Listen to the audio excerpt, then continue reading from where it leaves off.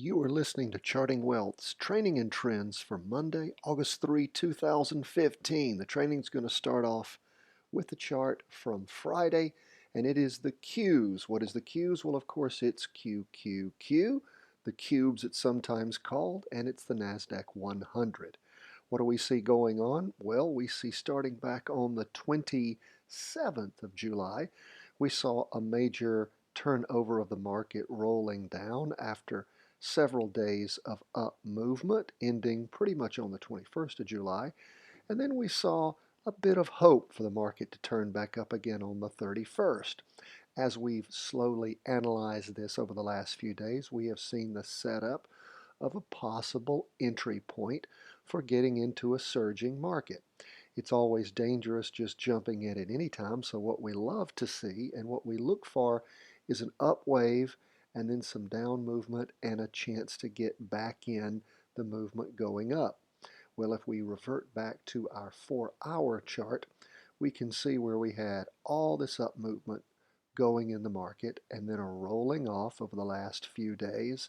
And then what has the market done? Well, it has penetrated a 2-day trend line that we drew back on our 2-day chart of the down movement, tracking the momentum as the wave sort of crested and ran down, and now it started to move up again. It moved up it actually started moving up back on the 28th, and it crossed our 2-day trend line and crossed the MACD on the 4-hour chart right around the morning of the 31st on Friday.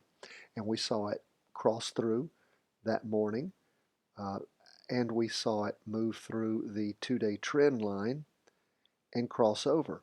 So our crossing point was sometime in the early morning hours, that is between 9:30 when the market opens and noon. We saw it crossing over, and that was our buy-in point, somewhere around the range of the low of a 111.62 and the high of 112.49. The afternoon sort of petered out, as they do sometimes on Friday, and the market sort of moved down a little bit. I guess for the day overall it was down 0.12%, but what we really care about is how our oscillators and our momentum goes. We can see as we look at the chart, our derivative oscillator crossed over at about the same time that the MACD crossed over, and that's exactly what we are looking for. So as we continue to monitor the market throughout the course of today, we want to see if indeed those things come to fruition.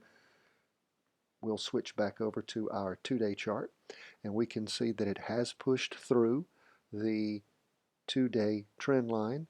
There was a lot of upward movement and some downward pressure, so we'll see if this continues to bear itself out through the course of the day. Now, that is our training. Let's jump over and push through our charts. IYY, we can see that the total market has pushed through on the big chart. We also see on the small chart that it's crossed over and started moving back up again. We see on the SPY, similar, it is pushed through barely the 2-day chart and the 2-day trend line rather, and the 2-day chart is showing some upward movement. It never crossed over going down as the other charts did, as the IYY did. And we also see the Qs, as we just talked about with all of its movement, is starting to look like it might be making some upward movement again. We've been crossed over going up since the 15th of July on the 2-day chart. And we also want to look at what gold is up to. Now, what is gold doing? Well, gold is interesting. It crossed over going down way back on the 23rd, and if you followed us as we've charted it, you could have made a good deal of money in the inverse chart as gold went down, and the inverse chart, of course, would have gone up.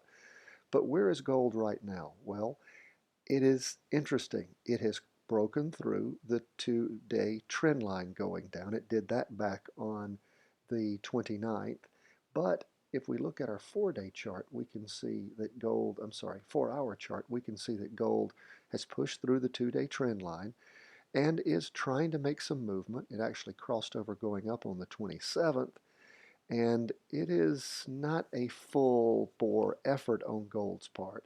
it looks like it's stagnating and sort of dragging sideways. So it's important to watch.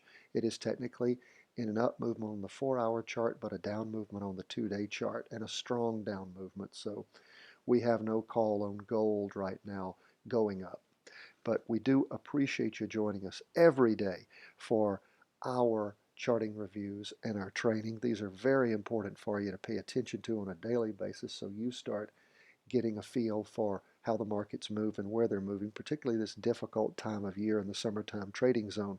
But if you wish to receive our daily review and forecast, you need to email us, cw@chartingwealth.com. I review and forecast the markets every day, and this is made available only to serious students and investors. We need to personally hear from you and evaluate your request if you're interested in what we have to share with you. cw@chartingwealth.com. Thank you so much for joining us. Hope you have a great day and a great week trading.